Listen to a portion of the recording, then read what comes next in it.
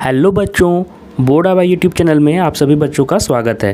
तो आज के इस वीडियो में देखो हम 80 एमसीक्यूज का क्वेश्चन करा चुके हैं पहले भी, और फिर 80 क्वेश्चंस और करवा दे रहा हूँ।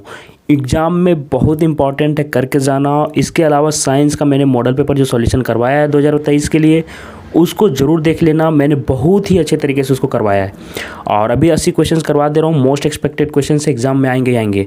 और मेरे क्लास में आप लोग नोट कॉपी लेके बैठना और पेन लेके बैठना। जो क्वेश्चंस मोस्ट एक्सपेक्टेड रहते हैं मैं वहाँ पे बता देता हूँ कि क्या क्या आप लोगों को प्रिपरेशन अलग से कर लेना है।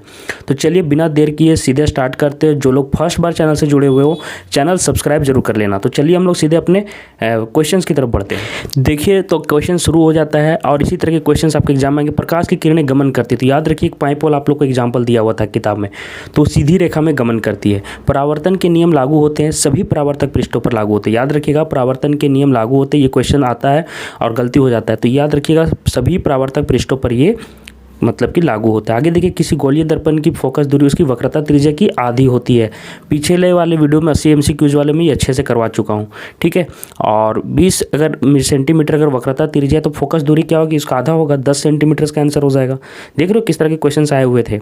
जब वस्तु अवतल दर्पण के वक्रता केंद्र सी पर हो तो प्रतिबिंब कहाँ बनेगा, तभी मैंने बताया था अवतल दर्पण पर अगर सी पर है वक्रता तो प्रतिबिंब भी सी पर ही बनता है, और बराबर और उल्टा बनता है। आगे देखिए, अवतल दर्पण में वस्तु का प्रतिबिंब होता है, क्या होता है, आभासी और वास्तविक दोनों बनता है। याद रखिएगा कि मैंने आप लोगों को बोला है कि लेंस और दर्पण दोनों में आप लोग को याद रखिएगा कि प्रतिबिंब का प्रकृति कैसे होता है और क्या क्या होता है। याद रखिएगा, इससे क्वेश्चंस 2-3 क्वेश्चन आपके एग्जाम में मिल जाएंगे। तो वास्तविक भी बनता है और आभासी भी बनता है, तो ए और बी दोनों, सी ऑप्शन बिल्कुल सही हो जाएगा। 7वें नंबर क्वेश्चन में देखिए पूछ रहा है कि वाहनों के पश्च दर्पण के रूप में, आप लोग को मैंने पिछले क्लास में बताया था, जिसमें 80 एमसीक्यूज क्लास जो लिया है मैंने पहले वाला, जो कि आपके मोस्ट एक्सपेक्टेड है, उसमें मैंने बताया था कि दर्पण और लेंस के दो उपयोग, उत्तल लेंस और उत्तल और अवतल दोनों के याद रखना है। तो देखिए यहाँ पे पश्च दर्पण के रूप में पूछ रहा है, तो उत्तल दर्पण आंसर हो जाएगा। सोलर कुकर में किस गोलीय दर्पण का उपयोग होता है, अवतल दर्पण, ठीक है, आएगा एग्जाम में, ठीक है। किसी गोलीय दर्पण तथा किसी पतले गोलीय लेंस दोनों की फोकस दूरी -15 सेंटीमीटर और दर्पण लेंस होता है, तो क्या होगा, जब माइनस में जब आपका है तो हो जाएगा दोनों अवतल है, याद रखिएगा। चलिए आगे दिया, किसी लेंस की क्षमता और फोकस में क्या मतलब कि संबंध है, तो P = 1/f होता है। मैंने आपको बताया था f होता है मीटर में, ठीक है। तो ये वाला ऑप्शन बिल्कुल सही हो जाएगा। चलिए, लेंस का आवर्धन का सूत्र क्या होता है, याद रखिएगा आवर्धन जो होता है m मतलब कि V/U होता है ना, V/U, V प्रतिबिंब की दूरी, U वास्तविक ऑब्जेक्ट की दूरी। आगे देखिए पूछता है अल्पतम दूरी, ये मैंने सुस्पष्ट दर्शन के लिए अल्पतम दूरी आप लोगों को पिछले क्लास में बता दिया था, 25 सेंटीमीटर होता है, और दूर के लिए अनंत होता है, दूर के लिए अनंत होता है। नेत्र के द्वारा किसी वस्तु का कैसा प्रतिबिंब बनता है, तो वास्तविक एवं उल्टा बनता है। कैसा बनता है, वास्तविक एवं उल्टा, ठीक है, नेत्र के द्वारा। आगे देखिए, निम्नलिखित में से किस अभिक्रिया में दो अलग अलग परमाणु या परमाणुओं के समूह का आपस में आदान प्रदान होता है, तो द्विविस्थापन में हो जाता है। एक से दूसरे में चला जाता है, दूसरे से पहले में आ जाता है, ये द्विविस्थापन। विस्थापन में सिर्फ एक बार होता है, लेकिन द्विविस्थापन में दोनों तरफ हो जाता है। रासायनिक अभिक्रिया को संतुलित किस नियम के आधार पर किया जाता है, तो द्रव्यमान संरक्षण के नियम के आधार पर किया जाता है। ये क्वेश्चन भी इंपॉर्टेंट है, ध्यान में रखना, ठीक, गलती करके मत आना। चलो देखो, उपचयन में क्या होता है, मैंने बताया था पिछले क्लास में कि ऑक्सीजन जुड़ता है तो ऑक्सीजन की वृद्धि होता है। अपचयन में क्या होता है, अपचयन में याद रखिएगा ऑक्सीजन का ह्रास होता है, मतलब कमी होता है, तो वहाँ पे सी ऑप्शन हो जाएगा। अगर अपचयन पूछेगा, उपचयन है तो ए ऑप्शन सही होगा। पदार्थ X के विलयन का उपयोग सफ़ेदी करने में होता है, तो X का नाम क्या है, तो कैल्शियम ऑक्साइड, याद रखिएगा CaO, इसका सफ़ेदी करने में यूज होता है चूना जैसा। चलिए, धातु के ऑक्साइड की प्रकृति क्या होती है, तो क्षारीय होती है। याद रखिएगा धातु के ऑक्साइड की प्रकृति क्षारीय होती है, याद रखना, ये क्वेश्चन बहुत इंपॉर्टेंट है। और अधातु के ऑक्साइड की क्या होती है, ये आप लोग कमेंट कीजिएगा। अब देखिए नीचे दिए हुए मैंने आप लोग को बताया था ना कि बुक के जितने भी आप लोग के क्वेश्चंस हैं, बुक के जितने भी आपके चित्र हैं जो फिगर दिए हुए हैं, उसका कारण आप लोग को पता रहना चाहिए, वो क्वेश्चन आता है। तो कारण देखिए पूछ ही दिया कि दिया गया चित्र क्या दर्शा रहा है, तो यहाँ पे क्या दर्शा रहा है कि अम्ल से दूरी बना के रखे। देखिए क्या लिखा हुआ है, सांद्र अम्ल क्षारक से बर्तन से चेतावनी जो लगा हुआ रहता है उसका यहाँ पे फोटो दिया हुआ है, ठीक है। क्षारक जल में घुलकर कौन सा आयन प्रदान करता है, OH-, और H+ कौन देता है, अम्ल देता है, तो यहाँ पे OH- हो जाएगा, ठीक है। देखते चलो, अम्ल धातु के साथ अभिक्रिया करके कौन सी गैस निकलती है, तो अम्ल धातु के साथ हाइड्रोजन गैस देता है। अभी देखिए यहीं पर ऊपर मैंने बताया था ना H+ देता है, देखिए यहाँ पे पूछ ही दिया, तो ये सारे क्वेश्चंस करते चलो।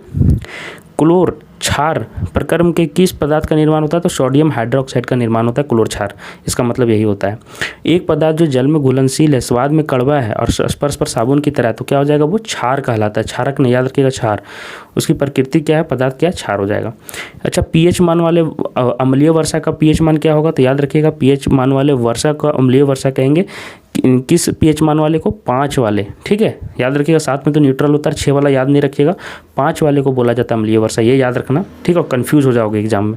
किस अभिक्रिया में गैस निकल रही है? किसी अभिक्रिया में गैस निकल रही है, उसके पास जलती हुई तीली लाया गया और फट फट की आवाज़ के साथ जलता है, तो वो कौन सी गैस है? हाइड्रोजन गैस है, याद रखना ये वाला, ठीक है। रासायनिक अभिक्रिया में होता है, क्या होता है? रंग में भी परिवर्तन हो जाएगा, अवस्था में भी, और गैस का भी उत्सर्जन होता है। रासायनिक अभिक्रिया में सारी चीज़ें होती हैं, तो उपरोक्त सभी आपको हो जाएगा। जबकि भौतिक परिवर्तन में ऐसा नहीं होता है। मनुष्य के पाचन तंत्र में भोजन का अवशोषण कहाँ होता है? याद रखिएगा छोटी आंत। और जल का कहाँ होता है? बड़ी आंत में। जल का बड़ी आंत, भोजन का छोटी आंत। आगे देखिए, रक्त वाहिकाएं जो रुधिर को हृदय से शरीर के विभिन्न अंगों तक ले जाती है, भागों तक ले जाती है, क्या कहलाता है? धमनी कहलाता है। जो सभी तक ले जाता है उसको धमनी, और जो वापस लाता है उसको सीरा, ठीक है। आगे देखो, कोई अंग कट जाने पर रुधिर का जो थक्का बनता है, कौन मदद करता है? प्लेटलेट्स करता है। सारा चीज़ ये सब क्वेश्चंस आप लोग को रिवीजन में करवा दे रहा हूँ ना, बहुत अच्छे से एग्जाम में आ जाएगा ये सारे क्वेश्चंस। सारे नोट करते चलो। अगर कोई क्वेश्चन अगर भूल जा रहे हो तो नीचे कमेंट करना कि आप लोग 80 में कितने सही करते हो, जरूर कमेंट करना। पादप के वायवीय भागों द्वारा वाष्प के रूप में जल की हानि क्या कहलाती है? वाष्पोत्सर्जन कहलाती है। 2023 वाला जो मैंने करवाया है ना, उसका पीडीएफ भी मैंने टेलीग्राम में दे दिया। टेलीग्राम ग्रुप से जो नहीं जुड़े ना, वहाँ पे जाके पीडीएफ जरूर देख लेना। और क्या नाम है? बोर्ड आभा नाम से है, जाके टेलीग्राम में खोज लेना, बोर्ड आभा, ठीक है। कोशिश करूँगा मैं फिर से पीडीएफ वहाँ पर डाल दूँगा, बोर्ड आभा जैक बोर्ड, ठीक है। सब्जेक्टिव भी क्वेश्चन वहाँ से सॉल्यूशन कर लेना, जैक बोर्ड खोज के जुड़ जाओ टेलीग्राम में। जो चैनल का नाम है ना वही है वहाँ पे, बोर्ड आभा टेलीग्राम में भी। प्रकाश संश्लेषण का मुख्य उत्पाद क्या? ऑक्सीजन है, ठीक है। आगे देखो, वही हम लोग सांस में भी लेते हैं। आमाशय के आंतरिक स्तर पर अम्ल की रक्षा किसके द्वारा होती है? श्लेष्मा के द्वारा होती है। याद रखिएगा, जीव का क्षुद्रांत सबसे लंबा होता है, किस जीव का? मनुष्य का। सॉरी गाय का, है ना, मनुष्य का नहीं होता है, गाय का बहुत लंबा क्षुद्रांत होता है। अमीबा में किस प्रकार का जनन होता है? तो विखंडन द्वारा होता है, ठीक है। पर्तन, कलम, कॉल, रोपण इत्यादि किस प्रकार की जनन की विधि है? कायिक प्रवर्धन। जनन में इस तरह के क्वेश्चन आपको जनन अधिकतर दिखेंगे। पिछला वाला हम देखेंगे मुकुलन पूछ रहा था, फिर आपको मुकुलन पूछेगा, फिर आपका अलैंगिक जनन पूछेगा, द्विखंडन पूछ रहा है, देखिए बहुखंडन पूछ रहा है। निम्नलिखित में से कौन पादप का मादा जनन अंग के एक लिंगी पूछता है ना? एक लिंगी, द्विलिंगी। कौन पादप का मादा जनन अंग के भाग हैं? तो अंडाशय हैं। बाकी देखिए ये सारे क्या हैं? आपके नर जनन अंग के भाग है। याद रखिएगा, पादप का पूछ रहा है, पादप में ये हो गया मादा जनन अंग का।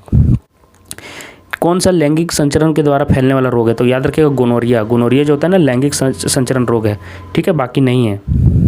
शुक्राणु कहाँ उत्पन्न होते हैं? तो शुक्राणु वृषण में बनते हैं। कहाँ बनते हैं? वृषण में। आगे देखिए, तापीय विद्युतीय संयंत्र में ऊष्मीय ऊर्जा विद्युत ऊर्जा में रूपांतरित हो जाता है, होती है। चलिए नेक्स्ट क्वेश्चन देखिए, 40 नंबर क्वेश्चन। गोबर गैस को अन्य किस नाम से जाना जाता है? तो गोबर गैस को आप लोग जानते होंगे जैव गैस के भी नाम से जाना जाता है। यहाँ देखो मैंने 40 क्वेश्चन करवाया, चलिए और 40 क्वेश्चन आपको करवा देता हूँ। देखिए गाइज, इससे क्वेश्चन बहुत ज़्यादा आता है, तो मैं सोचा ये टॉपिक आपको अच्छे से कर दूँ इस वीडियो में। प्रकाश का परावर्तन और अपवर्तन पर प्रश्न आते हैं। चलिए मैं इसको जल्दी जल्दी करवा देता हूँ आपको। किसी पारदर्शी माध्यम में प्रकाश किरणें गमन करती है, हमेशा सीधी रेखा में करती हैं। याद रखिएगा, देख लीजिए उत्तर होगा सीधी रेखा में, क्योंकि पाइप से जाता है निकल जाता है, लेकिन टेढ़ा वाला जो पाइप रहेगा उसमें नहीं निकलेगा, ठीक है। सारा यहाँ पे चित्र भी मैंने बना दिया है। तो सीधी रेखा में गमन करता है। निर्वात में प्रकाश की चाल क्या होती है? याद रखिएगा, निर्वात में प्रकाश की जो चाल होती है 3 × 10⁸ मीटर पर सेकंड होती है। क्या हो जाएगा? 3 × 10⁸ मीटर पर सेकंड आपका आंसर हो जाएगा। याद रखिएगा, निर्वात में चाल सबसे अधिक होता है प्रकाश का, ठीक है। देखिए यहाँ पे मैंने लिख भी दिया है। किसी अवतल दर्पण की फोकस दूरी होती है। याद रखिएगा ये सारा चीज़, किसी अवतल दर्पण की फोकस दूरी हमेशा ऋणात्मक होती है, और जबकि आपका याद रखिएगा कि उत्तल लेंस में, उत्तल दर्पण में क्या होता है? धनात्मक होता है। याद रखना ये सारा चीज़, ठीक है। तो यहाँ पे देखिए मैंने बता दिया है। देखिए यहाँ पे अवतल दर्पण है, अवतल दर्पण का जो फोकस होता है इधर होता है, और फोकस इधर जब रहता है तो ये नेगेटिव होता है और इधर पॉजिटिव होता है, ठीक है। तो वही देखिए उत्तल लेंस में, उत्तल दर्पण में पॉजिटिव होता है, क्योंकि इसका फोकस इधर होता है। याद रखिएगा, ये वाला क्वेश्चन पूछेगा आपको एग्जाम में, ठीक है। किसी उत्तल दर्पण की फोकस दूरी होती है तो क्या होगा? इसमें धनात्मक हो जाएगा। अभी मैंने आपको बता दिया ऊपर, है ना, जल्दी जल्दी मैं करवा भी दे रहा हूँ। किसी अवतल लेंस की फोकस दूरी क्या होती है? ये मैं बहुत इंपॉर्टेंट क्वेश्चन करवा रहा हूँ, जिनको नहीं पता मैं बता दे रहा हूँ कि दर्पण वाला और लेंस वाला में बहुत कोई फंसते हैं, इसलिए मैं करवा दे रहा हूँ स्पेशली, ठीक है। तो अवतल लेंस की फोकस दूरी होती है, तो अवतल लेंस की, क्योंकि ये सबसे इंपॉर्टेंट चैप्टर है आपके पूरे 10th क्लास का। तो अवतल लेंस की फोकस दूरी क्या होती है? याद रखिएगा, ऋणात्मक होती है। क्या होती है? ऋणात्मक। यहाँ पे देखिए मैंने बता दिया है कि उत्तल लेंस में क्या होता है? पॉजिटिव, और अवतल लेंस में क्या होता है? नेगेटिव, ठीक है। देखिए चित्र के साथ समझा दिया हूँ। चलिए आगे देखिए, किसी उत्तल लेंस की फोकस दूरी होती है, तभी मैंने बताया उत्तल लेंस की दूरी क्या होती है? फोकस दूरी धनात्मक होती है, ठीक है। तो इस तरह के क्वेश्चंस कभी भी आएंगे गलती मत करना।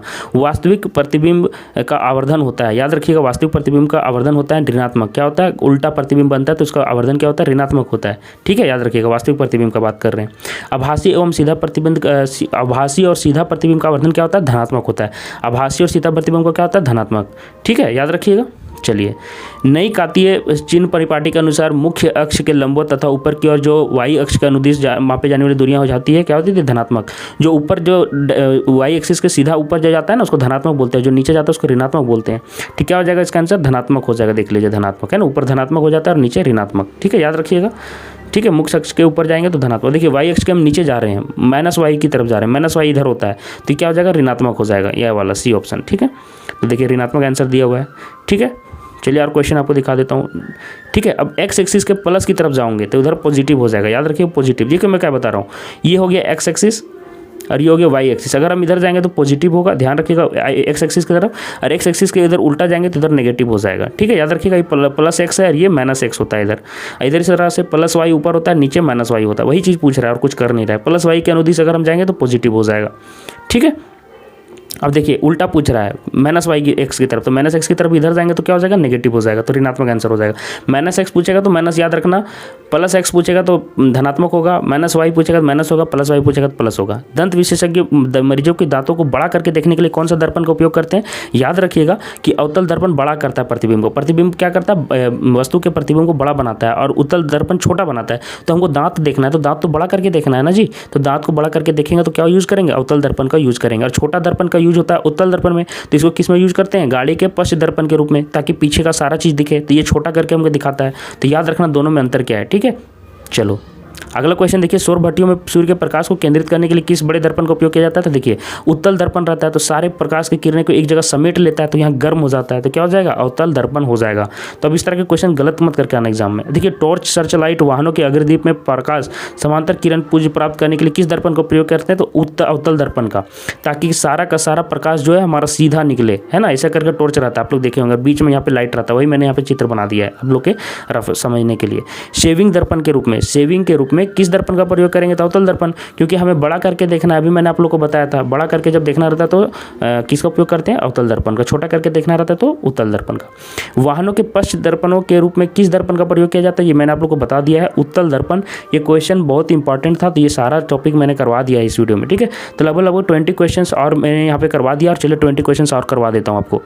देखिए, जनन वाला टॉपिक इंपॉर्टेंट है, वहाँ से कुछ क्वेश्चन करवा देता हूँ। अलैंगिक जनन मुकुलन द्वारा किस में होता है? ईस्ट में होता है, याद रखिएगा, ईस्ट के द्वारा होता है। स्पष्टीकरण में देख लीजिए, इस प्रकार के जनन में वयस्क शरीर के एक कलिका के रूप में उत्पन्न होता है, जिसे मुकुल कहते हैं ना, और इस तरह से मुकुलन होता है। नेक्स्ट क्वेश्चन देखिए, निम्न में कौन सा मादा जनन तंत्र का भाग नहीं है?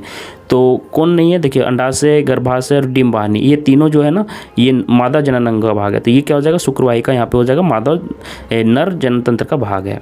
ठीक है, पराग कोष में होते हैं, ये सारे क्वेश्चंस इंपॉर्टेंट है। पराग कोष में क्या होते हैं? तो पराग कण होते हैं, याद रखिएगा कि पराग कोष में पादप के नर युग्मकों का निर्माण होता है, जिसे पराग कण कहते हैं। अंडाशय क्या है? मादा जनन अंग का भाग है। पुष्प के स्त्री केसर के मध्य भाग को क्या कहते हैं? याद रखिएगा, वर्तिका। यहाँ देखिए वर्तिका, पुष्प के स्त्री केसर के मध्य भाग को वर्तिका कहते हैं। पुष्प के विभिन्न भागों का आपको देख लीजिए चित्र में क्या नाम है, देखिए यहाँ पे वर्तिका है ना, और सबसे ऊपर वाले को वर्तिकाग्र बोलते हैं। तो ये सारी चीज़ आप लोग को याद रखना चाहिए कि बीच वाले भाग को वर्तिका, फिर ऊपर वाले को वर्तिकाग्र कहते हैं। ठीक है, परागकोश किसे कहते हैं? चित्र भी आप लोग देख सकते हैं कि क्या क्या किसको कहते हैं, है ना। माँ के शरीर में गर्भ को विकसित होने में लगभग कितने दिन का समय लगता है? लगभग 270 समय का दिन लगता है। 9 महीनों को 30 से गुना कर दीजिएगा तो लगभग 270 दिन हो जाता है।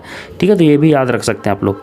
ठीक है, यदि अंड कोशिका का निषेचन नहीं होता तो यह लगभग कितने दिनों तक जीवित रहती है? तो 1 दिन इसका आंसर आप लोग का बिल्कुल सही हो जाएगा। ठीक है, देखिए कार्बन वाला चैप्टर से क्वेश्चन आता है, तो देखिए किस तरह का। एथेन का आणविक सूत्र C2H6 है, इसमें कितने संबंध है? तो देखिए C2 2 हो गया, और यहाँ पे 3 जुड़ेंगे कार्बन, और फिर इससे 3 कार्बन जुड़ेंगे। कितने हो गए? 1 2 3 4 5 6 7, तो 7 संयोज आबंध हो जाएगा। ठीक है, तो इस तरह के क्वेश्चन दिखते हैं। 2 परमाणु के बीच में देखिए यहाँ पे 7 आप लोग का आबंध बना हुआ है एथेन का। ठीक है, चलिए ब्यूटेनॉन चतुः कार्बन यौगिक है, इसका प्रकार्यात्मक समूह क्या है? तो कीटोन हो जाएगा। क्या हो जाएगा? कीटोन। तो ये सारा चीज़ आप लोग याद रखिएगा, है ना, कि कहाँ पे एल्डिहाइड है, कीटोन है, अल्कोहल है, तो कीटोन यहाँ पे लगेगा। ब्यूटेनॉन में कीटोन, लास्ट में ONE लगा है ना, ONE ईटोन। चलिए ठीक है, ये देखिए खाना बनाते समय यदि बर्तन की तली काली हो रही है, ठीक है, तो इसका मतलब है कि क्या हो जाएगा कि ईंधन पूरी तरह से जल नहीं रहा है। याद रखिएगा, उसका मतलब होता है ईंधन पूरी तरह से जल नहीं रहा है। कोई भी ईंधन पूरी तरह से नहीं जलता है तो वो क्या हो जाता है, उसमें अच्छा से जलता नहीं है। तो देखिए क्या होता है, अपर्याप्त ऑक्सीजन के जलने पर ईंधन बर्तन को कली को ताला कर देता है, क्योंकि पर्याप्त ऑक्सीजन नहीं मिल पाता है। कार्बन के जिस अपरूप में है ना मुक्त इलेक्ट्रॉन पाए जाते हैं वह क्या कहलाता है, ग्रेफाइट। इसमें मुक्त इलेक्ट्रॉन पाए जाते हैं, याद रखिएगा, जिसके कारण ये क्या करता है, विद्युत का चालन भी कर देता है ग्रेफाइट। आप लोग पढ़े होंगे, है ना। देखिए यही से कारण लिखा हुआ है कि मुक्त होता है, इसी कारण यह इलेक्ट्रॉन के कारण विद्युत का चालन भी कर देता है। साबुन बनाने की प्रक्रिया में सह उत्पाद क्या है, ग्लिसरॉल। ठीक है, साबुन के लंबी जो कार्बन श्रृंखला है उसमें कार्बोक्जिलिक अम्ल की है ना पोटेशियम लवण होते हैं। तो साबुन निर्माण की निम्न समीकरण है। तो ये क्वेश्चन आता भी है, लेंदी में भी आता है। ठीक है, याद रखिएगा। चलिए एथिलीन यहाँ पे पूछ रहा है, एथीन है ना, इसमें कुल बंधों की संख्या क्या हो जाएगा। तो एथीन का फॉर्मूला देखिए क्या हो जाएगा, मीथीन मिथीन एथीन, है ना। तो ये मिथेन एथीन, तो यहाँ पे इथीन में यहाँ पे C2H4 जाएगा, है ना। तो यहाँ पे कुल आबंध कितने, 6 आबंध लगेंगे। देखिए कैसे, यहाँ देखिए 6 आबंध है, यहाँ पे 2 मतलब कि आबंध है, यहाँ पे एक और एक और एक यहाँ एक। ठीक है, तो ये क्वेश्चंस ये वाला चैप्टर ना अच्छे से कर लेना। एथीन के जल योजन से बना यौगिक क्या हो जाएगा, ये बन जाएगा। ठीक है, C2H5OH। ठीक है, अब देखिए यहाँ पे धातु से कौन से क्वेश्चन आ सकते हैं। तो लोहे की फ्राइंग पैन को बचाने के लिए जंग से क्या कौन सी विधि अपनाई जाती है। तो ग्रीज लगाते हैं, पेंट लगाते हैं, तो सभी हो जाएगा, और जिंक भी लगाते हैं। तो इन सभी तरीके से हम लोग लोहे की परत को बचा सकते हैं जंग लगने से। ठीक है, कोई धातु ऑक्सीजन के साथ अभिक्रिया कर उच्च गलनांक वाला यौगिक निर्मित करता है, वह यौगिक जल में विलय हुआ तो क्या हो सकता है, तो कैल्शियम हो जाएगा। ठीक है, इस तरह के क्वेश्चंस आप लोग को टफ एग्जाम में दिख सकते हैं। ठीक है, खाद्य पदार्थों के डिब्बों पर जिंक के बजाय टीन का लेप होता है, ऐसा क्यों होता है। तो ये क्वेश्चन बहुत इंपॉर्टेंट है, याद रखिएगा, आप भी सकता है। तो हो जाएगा टीन की अपेक्षा जिंक अधिक क्रियाशील है, इसलिए हम लोग जिंक का यूज नहीं करते हैं, याद करिए टीन का यूज करते हैं। ठीक है, क्योंकि देखिए जिंक टीन की अपेक्षा अधिक अभिक्रियाशील है। यदि हम टीन धातु का उपयोग खाद्य पदार्थों के डिब्बों में लेप चढ़ाने में करते हैं तो टीन कम क्रियाशील होने के कारण वायुमंडलीय कारकों से बहुत कम क्रिया करता है, जबकि जिंक कर लेता है, खाना खराब हो जाता है। पीतल एक मिश्र धातु, ये भी क्वेश्चन इंपॉर्टेंट है, क्या क्या से मिलकर बनता है पीतल। तो पीतल तांबा और जिंक से मिलकर बनता है। किससे बनता है, तांबा और जिंक। तो ये सारे इंपॉर्टेंट क्वेश्चन है आप लोग को, इसलिए मैं करवा दे रहा हूँ। ठीक है, आगे देखिए, अधातु जो कमरे के ताप पर द्रव होती है। तो अधातु जो कमरे के ताप पर द्रव होती है, ब्रोमीन धातु है, जो कि कमरे के ताप पर द्रव अवस्था में रहती है। ठीक है, वह धातु जो चमकीली होती है, कौन सी धातु चमकीली है, तो आयोडीन ऐसी धातु है जो चमकीली है। ठीक है, याद रखिएगा ये सारे क्वेश्चंस। विद्युत का सुचालक अधातु निम्न में से कौन सा है, तो ग्रेफाइट हो जाएगा, जो कि विद्युत का सुचालक है। ठीक है, जबकि अधातु है वो, याद रखिएगा ये सारे क्वेश्चंस। ठीक है, मुक्त इलेक्ट्रॉन पाए जाते हैं उसमें, इसलिए से। ठीक है, आयनिक जो यौगिक होते हैं वो किस में घुलनशील होते हैं, तो जल में घुलनशील होते हैं। ठीक है, याद रखिएगा। तो इस तरह से मैंने काफ़ी सारे क्वेश्चंस करवा दिए हैं। अति शुद्ध जो सोना होता है वो 24 कैरेट का होता है, और जो आभूषण बनाने में उपयोग होता है वो 22 कैरेट का सोना यूज़ होता है। ठीक है, तो इसी तरह से सारे क्वेश्चंस मैंने प्रैक्टिस जो करवाए हैं उसके हिसाब से आप लोग को एग्ज़ाम दे के आइए, है ना। और आप लोग के लिए एग्ज़ाम के लिए बेस्ट ऑफ लक। मैं कोशिश करूँगा कि सब्जेक्टिव वाला पेपर भी आप लोग को ले लूँ।